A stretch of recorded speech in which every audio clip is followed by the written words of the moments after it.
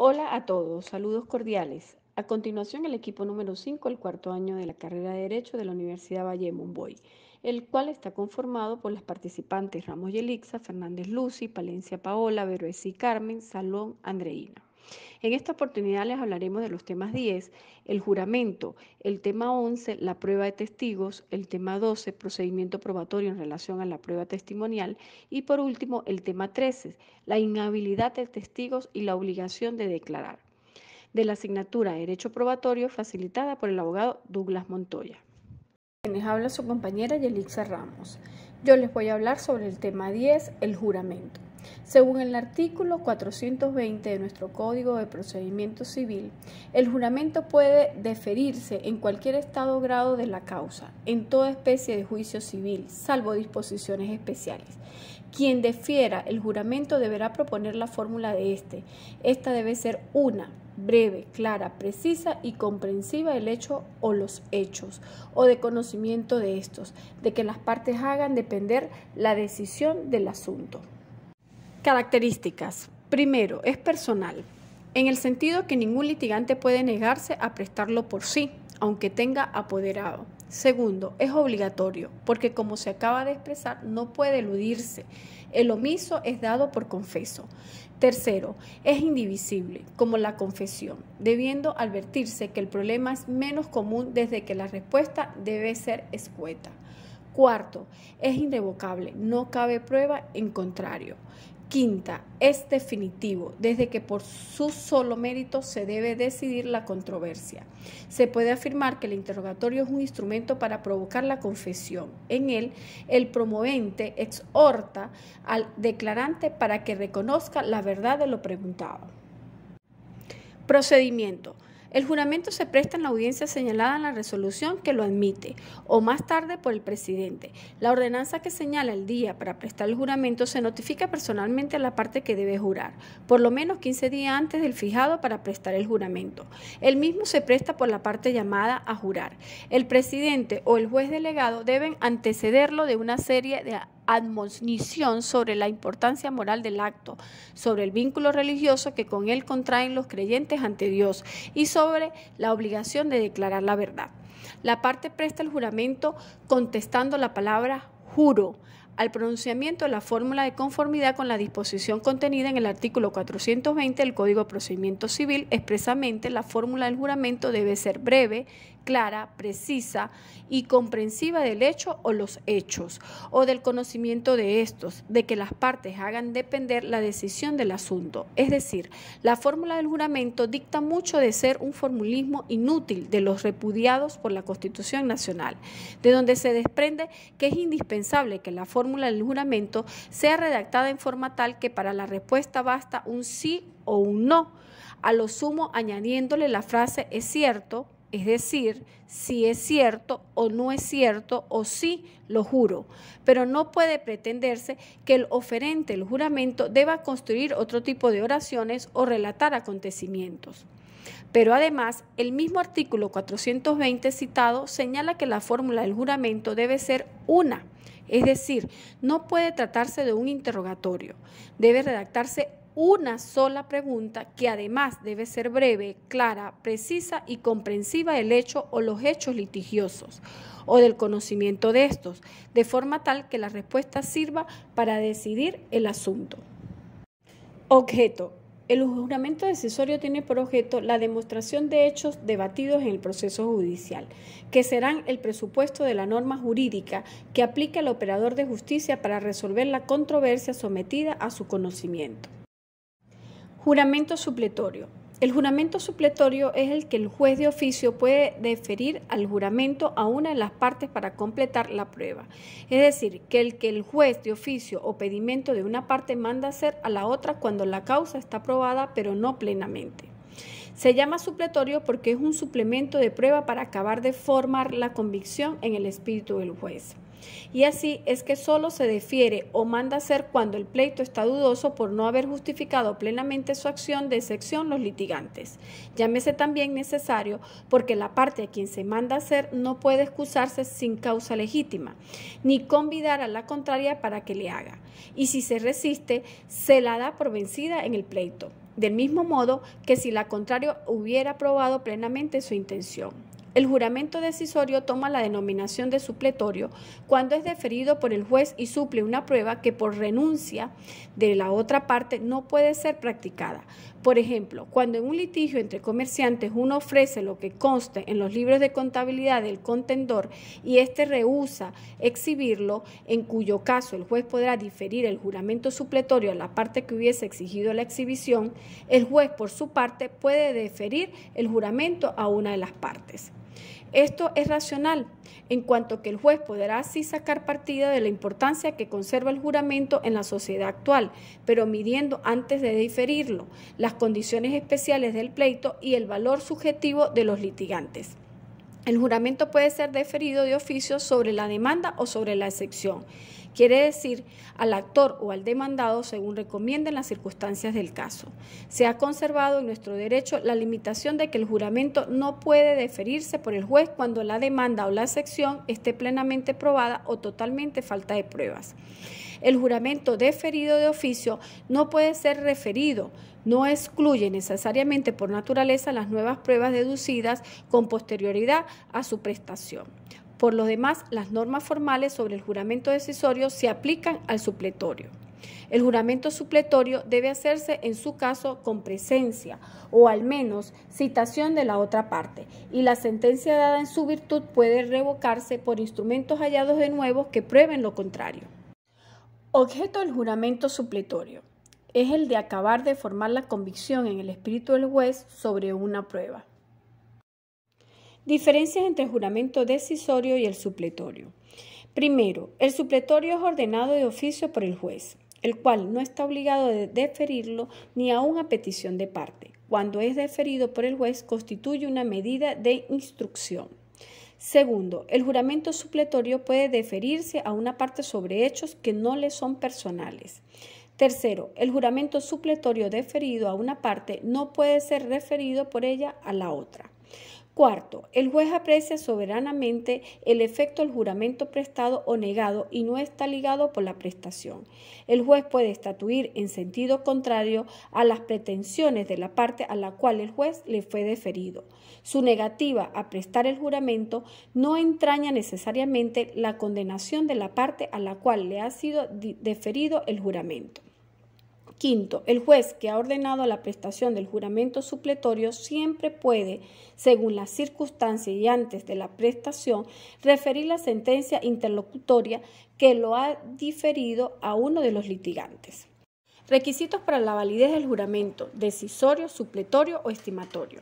Para la validez del juramento se requieren los mismos requisitos que para la validez de la confesión. Es decir, primero, capacidad general para disponer del derecho o contraer la obligación que surge del hecho objeto del juramento, sea para deferirlo o para prestarlo, los menores adultos, el quebrado o concursado, el interdicto por dilapidador y los representantes legales, gerentes, administradores y mandatarios en general podrán deferir el juramento y se les podrá deferir a ellos en los casos en que puedan confesar. Segundo, libre voluntad para deferir o prestar el juramento. Conclusión. El Código Civil venezolano en su artículo 1407 reconoce dos clases de juramento. Primero, el que una parte defiere a la otra para hacer depender de él la decisión del juicio. Este sería el juramento decisorio. Segundo, el que defiere el juez de oficio a una u otra parte. Sería el juramento estimatorio. Sin embargo, el artículo 1409 del mismo código, que trata del objeto del juramento decisorio, dice que no puede deferirse sino sobre un hecho determinado y personal de aquel a quien se defiere, con lo cual está reconociendo que el juramento decisorio puede ser de veritate y de escintia o noticia. Por su parte, el Código de Procedimiento Civil regula solamente los aspectos procesales del juramento decisorio, en los artículos 420 y siguientes, y ordena la observancia de estos en cuanto sean aplicables al juramento deferido de oficio, o casos en que lo permita el Código Civil, artículo 428 del Código de Procedimiento Civil. Es importante resaltar que dichos códigos no contemplan el juramento supletorio. He finalizado con el tema 10. Gracias por su atención. Feliz y bendecido día para todos. Muy buenos días, Lucy Fernández. Les voy a hablar de la prueba de testigos. Y para ello, la prueba de testigo constituye uno de los medios probatorios más usados en las actividades judiciales y su importancia viene dada porque en la mayoría de las veces no se logra la demostración de los hechos controvertidos sin su promoción y evacuación. Tenemos también las limitaciones a la prueba testimonial y como primera limitación tenemos la prueba testimonial en razón del valor de las obligaciones, y esta primera limitación se encuentra regulada en el artículo 1387 del Código Civil referido a la inadmisibilidad de la prueba testimonial para demostrar la existencia o inexistencia de una convención celebrada con el fin de establecer una obligación o extinguirla cuando su valor objeto del contrato exceda por la cantidad de 2.000 bolívares. Segunda limitación de la prueba testimonial es en razón de la existencia de la prueba instrumental. El principio de que no debe admitirse prueba testimonial para probar una cosa contraria a lo pactado por instrumento público o privado, o que lo modifique ni para justificar lo que hubiere dicho antes, al tiempo después de su otorgamiento. Es indudablemente muy racional porque si se admitiese aquella prueba en estos casos se destruiría la fijeza que se busca cuando se otorga un documento y se encuentra tipificado en el artículo 1387 del Código Civil. Razones para la limitación. Número 1, mayor o menor capacidad de captar a los hechos. Número 2, posibles errores de materia de memoria. Y número 3, temor a que la prueba testimonial se fragüe. También tenemos las excepciones a las limitaciones y como ellos tenemos los terceros. Los terceros pueden atacar la prueba instrumental por medio de testigo. Así el acreedor podrá hacerlo para demostrar que un contrato celebrado por su deudor es simulado con el fin de defraudarle en sus derechos. Y el legitimario podrá valerse de la misma prueba para comprobar que el contrato de venta celebrado por escritura pública por quien debe la legítima es una donación disimulada, y uno y otro podrán valerse de lo que hayan dicho los contratantes antes, al tiempo o después del otorgamiento. Tenemos la existencia de un principio de prueba por escrito. La prueba testimonial es admisible cuando exista un principio de prueba por escrito, vale decir, de cualquier escrito que emane de la contraparte de aquel que propone la prueba o que su representante lo haga verosímil, vale decir, creíble, posible, el hecho que trate de demostrarse con la prueba testimonial. Se encuentra tipificado en el artículo 1392 del Código Civil. Como otro tema tenemos la prueba testimonial en materia mercantil. ¿Y qué es la prueba testimonial? Son las declaraciones del testigo bajo juramento acerca de la verificación de ciertos hechos que se controvierten en el juicio, de los cuales han tomado conocimiento en forma directa o por los dichos de otras personas. Y estas pruebas testimoniales están contenidas en los artículos 477 y siguientes hasta el 908 del Código de Procedimiento Civil.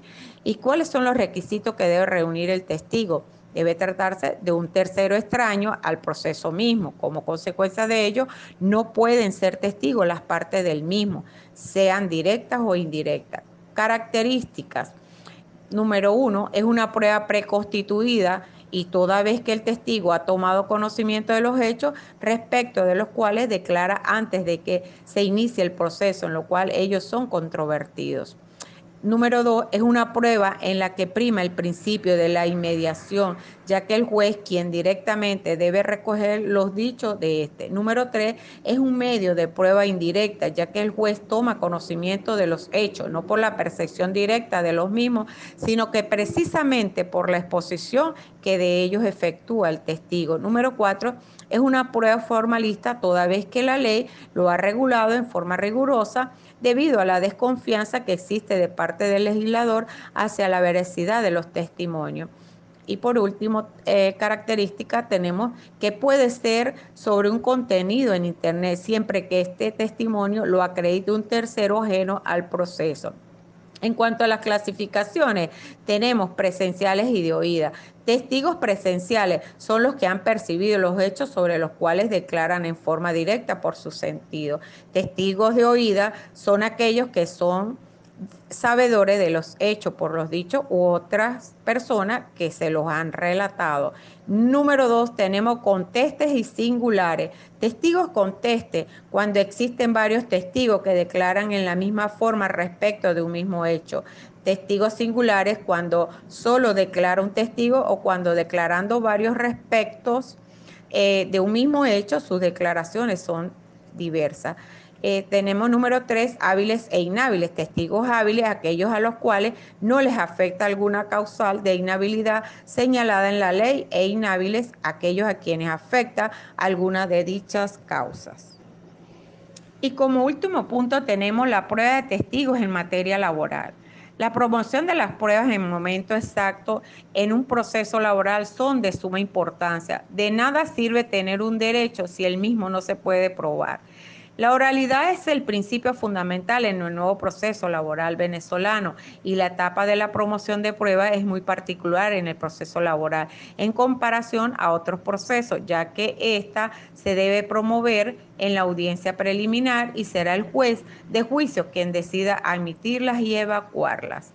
En el Código de Procedimiento Civil se establece en sus artículos 477, 478, 479 y 480 las inhabilidades para ser testigos en juicio, siendo las mismas absolutas o relativas. En el artículo 98 de la Ley Orgánica Procesal del Trabajo, la LOCTRA, también se señalan las causales absolutas para testificar. La doctrina y la jurisprudencia han señalado un proceso relevante en materia laboral, señalando que normalmente los testigos del trabajador son trabajadores como el que ayudarían a que pudiera demostrar determinados hechos porque son quienes constataron diversos hechos en el compartir laboral. La Sala de Casación Social del Tribunal Supremo de Justicia, en fecha 3 de julio del 2006, en la sentencia 1158, se ha pronunciado en cuanto a la valoración de la prueba de testigos por parte del juez, donde dice que el juez es soberano y libre en la apreciación de la prueba de testigo, pudiendo acoger sus dichos cuando le merezcan fe o confianza, o por el contrario, desecharlo cuando no estuviere convencido de hecho. Muchas gracias por su atención. Buenos días a todos, les habla Paola Palencia y en esta oportunidad me dirijo a ustedes para referirme al tema 12 titulado El procedimiento probatorio en relación a la prueba testimonial. Cuando el testigo en juicio emana de un tercero, estamos en presencia de prueba testimonial o por testigos. No siempre es posible la verificación de un hecho de forma directa y cuando la parte a quien se le atribuye se desconoce su existencia, la fe en la palabra del hombre que se ha presenciado el hecho es uno de los pocos recursos que resta al juez para la averiguación de la verdad. El desarrollo de la prueba testimonial en dinámica del proceso está contenido en el libro 2, capítulo 8, sección 1 y 2, que comprende los artículos desde el 477 hasta el 501 del Código de Procedimiento Civil vigente. Promoción de la prueba testimonial. El acto de promoción constituye la primera etapa de la fase probatoria, la cual a su vez se subdivide en la promoción propiamente dicha y la evacuación de probanzas. La mayor parte de las probanzas se pueden promover en principio dentro del lapso de promoción, esto es entre los primeros 15 días del lapso probatorio a saber. Los instrumentos privados no fundamentales de la demanda y los que aún siendo fundamentales se hayan indicado en el libelo de la demanda que se encuentra en las oficinas o en otros lugares o que son fecha posterior o que aparezcan siendo anteriores y se desconocía su existencia, esto está establecido en el artículo 396 del Código de Procedimiento Civil venezolano vigente. En el mismo orden de ideas, conforme al artículo 482, la prueba testifical se entenderá promovida con la sola presentación al tribunal de la lista de los testigos que deban declarar con expresión del domicilio. Claro está, indicándose que tal lista se corresponde con la promoción de pruebas del juicio que se trate. La manera de promover este testigo se modificó en el código vigente y así la exposición de motivos señala al promover la prueba de testigos que será suficiente que la parte indica el tribunal. La lista de los que deben aclarar con expresión del domicilio de cada uno sin necesidad de expresarse el contenido del interrogatorio. Por otro lado, tenemos la admisión, que en términos generales puede decirse que para ser admitida una prueba debe ser necesaria, debe ser pertinente, útil y legal, y que la decisión de admisión o inadmisión debe dictarse formalmente a través de un auto y sobre el cual procedería en principio el recurso de reconsideración en vía administrativa. Respecto a esto, el legislador consideró cierto límite de su admisión. La admisibilidad de la prueba testimonial se puede estudiar desde dos fases. La primera debe verse promovido en la oportunidad legal señalada en el artículo 482 del Código del Procedimiento Civil. Y la segunda, haber cumplido los requisitos pautados en el referido cuerpo del artículo 482 del texto legal citado. Por otro lado, nos conseguimos con la tacha de testigos, oportunidad e insistencia. La tacha de testigos puede ser considerada como la imputación a estos de un hecho que se hace sospechosa su declaración de incoherencia o de parcialidad si la referencia se hace al objeto de la misma. La tacha de testigos al respecto de la Alsina señala que los peligros derivan del carácter subjetivo de la prueba testimonial. Han determinado al legislador a establecer además las restricciones para su admisión. Las circunstancias por las cuales, aun siendo admisible, la prueba debe excluirse por completo a la declaración del testigo, tales como las tachas absolutas y aquellas que no las excluye, pero que disminuyen su eficacia probatoria. Estaríamos hablando de las tachas relativas. Ambas inhabilidades serán explicadas minuciosamente en el tema siguiente. Respecto a lo antes mencionado en el Código de Procedimiento Civil, en el artículo 499, que establece que la persona del testigo solo podrá tacharse dentro de los 5 días siguientes a la admisión de la prueba, aunque el testigo se haya tachado antes de la declaración. No por esto dejará de tomársele esta si la parte insistiere a ello. La sola presencia de la parte promovente en el acto de la declaración del testigo se tendrá como insistencia.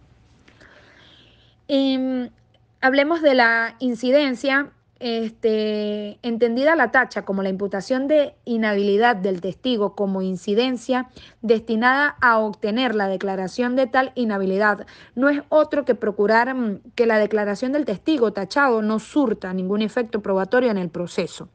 El lapso establecido para promover la tacha se computa por días de despacho al tenor de lo preceptuado en el artículo 197 del Código de Procedimiento Civil.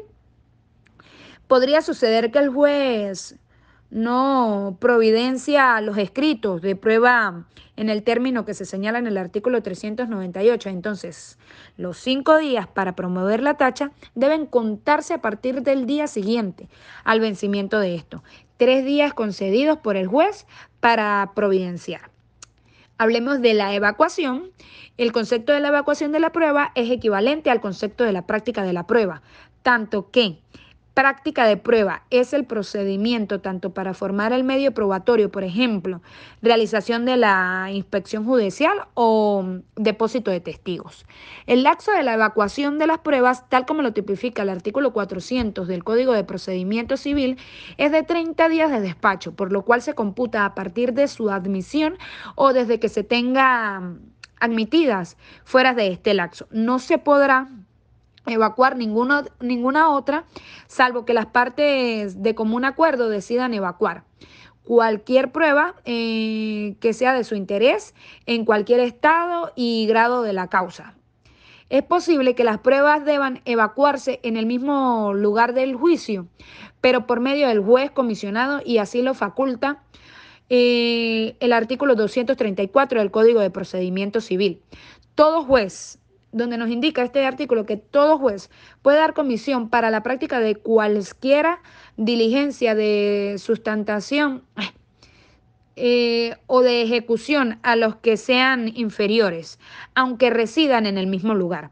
Esta facultad no podrá ejercerse cuando se trate de inspecciones judiciales, de posiciones juradas, interrogatorios a menores y caso de interdicción e inhabilitación.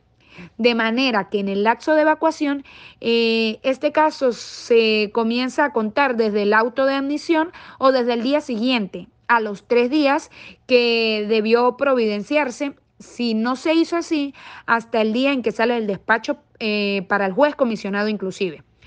El cómputo del lapso se reinicia al día siguiente de la llegada del despacho al juez comisionado. Muchas gracias. Hola, muy buenos días. Quien les habla, Carmen Berbesí, y continuando con el desarrollo del tema 12, les hablaré sobre la forma del examen. En el Código de Procedimiento Civil, en el artículo 485, tipifica textualmente lo siguiente: los testigos serán examinados en público, reservada y separadamente unas de otros. El interrogatorio será formulado de viva voz por la parte promovente del testigo o por su apoderado.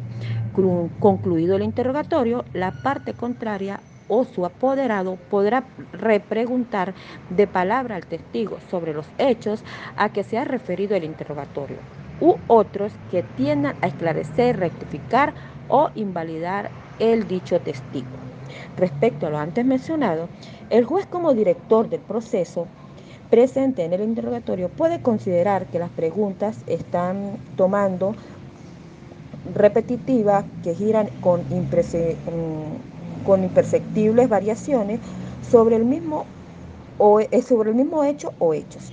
En consecuencia, llegará a la conclusión de que el testigo ya está suficientemente examinado y declarará terminado el interrogatorio. En cuanto a las preguntas y repreguntas, en la primera parte del mismo artículo 485 del Código de Procedimiento Civil determina que cada pregunta y repregunta versará sobre un solo hecho, lo que indica que las preguntas deben ser claras y precisas. No se permiten las denominadas sugestivas, es decir, las que indican al testigo la contestación que debe dar a las interrogantes. Se deben referir a los hechos articulados en la demanda y en la contestación. Las repreguntas de la parte contraria deben tender a esclarecer, rectificar o anular el dicho del testigo, pues de lo contrario el juez no debe admitirlas. El requisito legal de que los diversos testigos promovidos declaren reservada y separadamente unos de otros es de suma importancia, por cuanto así se evita que los testigos se pongan de acuerdo en el objeto de la declaración y hagan triunfar la mentira en el proceso. Puede ocurrir que en un mismo testigo sea promovido por ambas partes.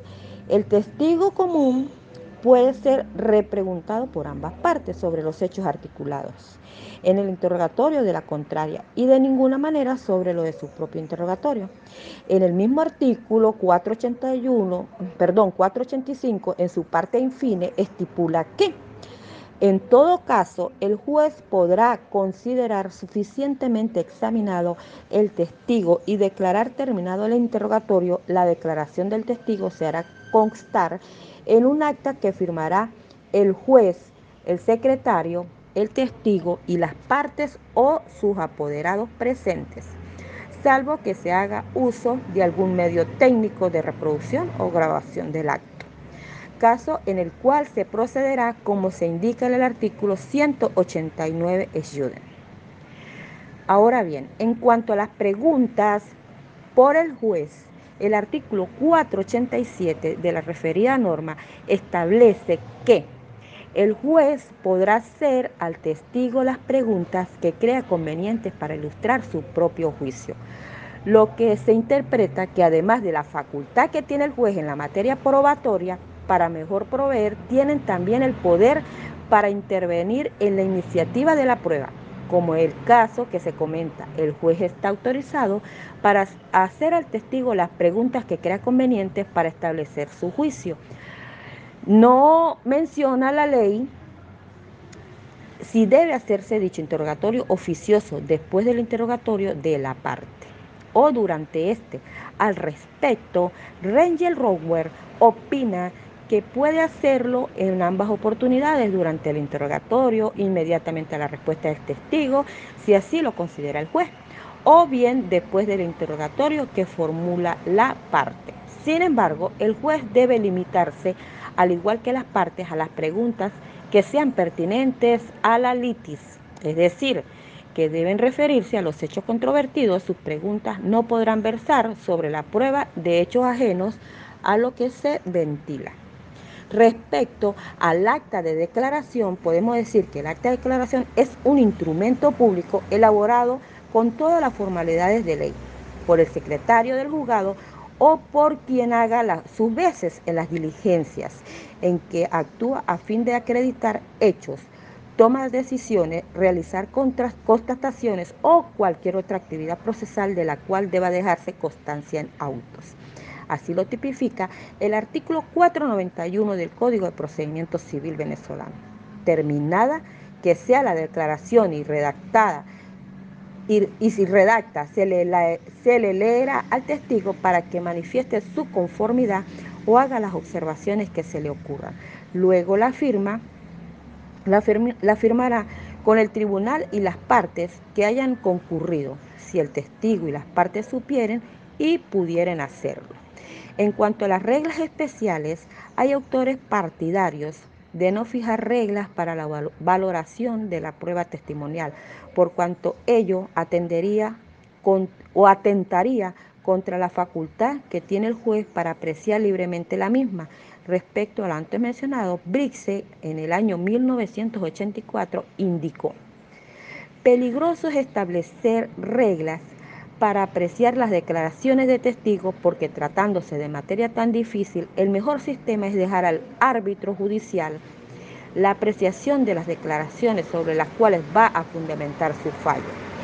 Sin embargo, la exposición de motivos del vigente Código Civil, de Procedimiento Civil, indica que el sistema de valoración de las pruebas es mixto al adoptar el principio de la prueba legal en relación con ciertas probanzas y acoge las reglas de sana crítica para la valoración de otras pruebas. No obstante, la Sala de Casación Civil, al interpretar el artículo 508 del mismo Código de Procedimiento Civil, ha dejado sentado las reglas de valoración de la prueba testifical, en líneas generales, recogidas por muchos autores. En este orden de ideas, Sánchez apunta que estas reglas de valoración son: primero, la referida a la concordancia del testimonio de los testigos entre sí con las demás pruebas. 2, los motivos de las declaraciones y la confianza que merezcan los testigos, dada su edad, vida, costumbres y demás circunstancias. Tercero, referida a la inhabilidad del testigo. Y cuarta, vinculada a la desestimación de la testimonial, porque el testigo no dijo la verdad, sea porque incurrió en contradicción, sea porque esta contradicción se manifieste con las demás pruebas aportadas al proceso. Así culmino con el tema número 12, a continuación el tema número 13, con la inhabilidad del testigo y la obligación de declarar. Muchas gracias. Buenos días, Andreina Salón. A continuación, tema 13, inhabilidad del testigo y la obligación a declarar. Dentro de estas tenemos la general y absoluta, contenido en el artículo 477 del Código de Procedimiento Civil.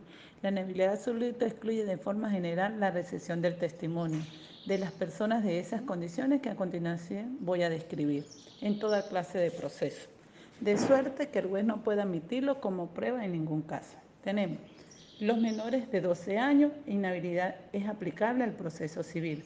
Argumento que haya inmadurez mental y que haya fantasías que son propiamente de medida de la edad. Los que hayan en interdicción por causa de demencia, condición que establece la forma en que las personas en interdicción por causa de demencia están incursas en la causal de inhabilidad absoluta, cuando el tribunal la declara entredicho a una persona, haya sido mediante un proceso y ha incurrido en pruebas y experticia, que se traduce en la conclusión que es inhábil para disponer y administrar sus bienes. Incapacidad mental, lo que descalifica a un testigo. El problema radica en algunos dementes que no han sido declarados en entredicho y son promovidos. El juez no tendrá, conforme a la norma, fundamento para rechazar su testimonio. La única forma sería que la parte contraria proceda a la tacha del testigo. Los que hayan profesión de testificar en juicio, una persona de esta categoría insospechosa de hacer un testigo falso, lo que significa que hay un delito, situación que el juez debe ordenar averiguar en las instancias correspondientes. Luego tenemos inhabilidad relativa al asunto. Este tipo de inhabilidad está contenida en el artículo 478, que establece testificar el administrado en la causa en que esté conociendo el abogado, el apoderado, por parte de quien representa al vendedor en causa de evicción sobre la cosa vendida, los socios, en asunto que permanezca en la compañía, herederos presuntos, el notario, el que tenga interés, aunque sea indirecto, en las resultas de un pleito. Como es el amigo íntimo, no se puede testificar a favor de aquellos con quienes le comprenden estas relaciones, y el enemigo no puede testificar contra su enemigo. Se puede decir que inhabilidad relativa para testificar es el interés directo o indirecto pecuniario, no que se tenga en el pleito, ya que se relaciona con el objeto litigioso o con las partes, al igual que la que existe en el juez con otro funcionario judicial para conocer la causa, o el abogado o el patrocinador del juicio, que está comprometido en el interés de su cliente. Luego tenemos las relativas de las partes, contenido en el artículo 479, 480 del Código de Procedimiento Civil, dispone lo siguiente: nadie puede ser testigo en contra ni a favor de sus ascendientes, descendientes o de su cónyuge. El serviente doméstico no puede ser testigo ni a favor ni en contra de quien le tenga un servicio. Tampoco puede ser testigo a favor de las partes que los presenten los parientes consanguíneos o afines, los primeros hasta el cuarto grado y los de hasta el segundo grado. Ambos son excluyentes. Se exceptúan aquellos casos que se trate de probar parentesco o edad, en los cuales pueden ser testigos los parientes, aun cuando sean ascendientes o descendientes. Los siguientes casos pueden ser con relación a las partes, es decir, de todas o cualquier asunto, o con relación a una de las partes. Allí será con relación a los asuntos que se ventilen de esta sea la parte.